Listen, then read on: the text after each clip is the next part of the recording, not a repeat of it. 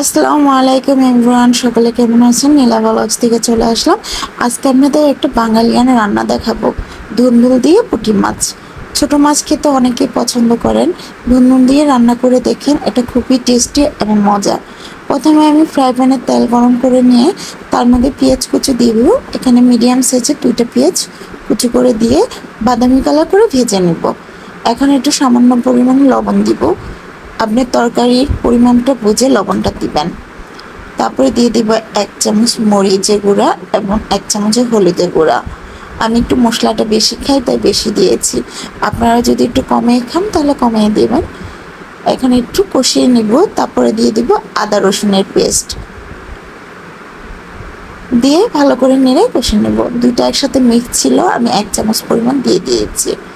দিয়ে ভালো করে কষিয়ে নিতে হবে যতক্ষণ পর্যন্ত আদার ফ্লেভার রসুনের ফ্লেভারটা না যাচ্ছে, ততক্ষণ পর্যন্ত কষাবেন।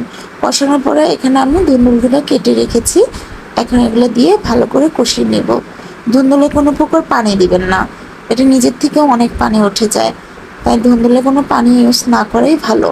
এখন আমি সুন্দর করে মশলার সাথে এটা মাখিয়ে নিব আর কষাতে থাকবো। কষাতে কষাতে দেখবেন পানি উঠে গেছে, ভালো করে মাখিয়ে নেবেন মশলার সাথে।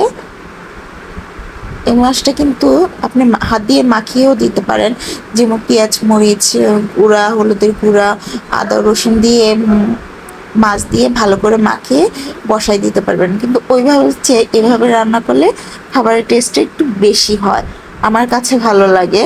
তো এভাবে আমি সুন্দর করে মাছটা ধুন্দুলটা কষিয়ে নিব। দেখেন ধুন্দুলটা একটু একটু নরম হয়ে আসতেছে আর পানি ছেড়ে দিয়েছে।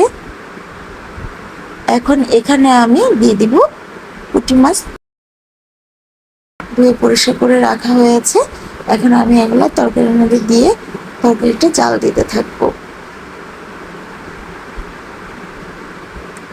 এইভাবে কিছুক্ষণ কষানোর পর হালকা একটু পানি দিব, 1/2 কাপ পানি দিবেন। দেওয়ার পরে এইভাবে রান্না করবেন। তার মধ্যে 4-5টা কাঁচামরিচ ফেরেও দিতে পারেন, আস্তেও দিতে পারেন, যেহেতু আমার ছেলেরা খায়, ওরা একটু ঝাল কম খায়, তাই আমি করে দিব। আর দিয়ে দিব 1/2 চামচের মতো জিরার গুঁড়া দিয়ে যতক্ষণ ঝোলটা না শুকায় আমি চাল করতে থাকবো। এই তো রেডি আমাদের ধুন্দুল দিয়ে পুঁটি মাছ। এটা অবশ্য বাসায় রেডি করে দেখবেন, খুবই মজার।